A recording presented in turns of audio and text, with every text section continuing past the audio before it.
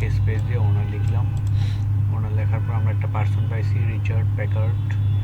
So এই Richard Packard নামটা নিলাম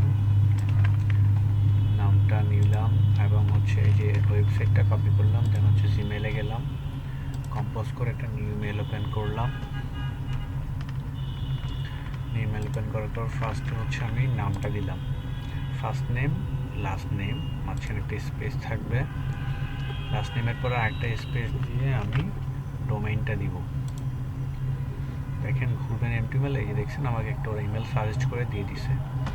এই ইমেলটাতে আমরা ক্লিক করে সেটা কপি করে নিতে পারি, অথবা এই যে এখানে ক্লিক করে আমরা সেন্ড করে দেখবো ইমেলটা ভ্যালিড কি আনভ্যালিড।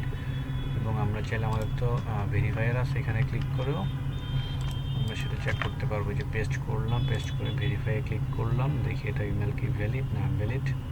এই যে valid, email is save to send.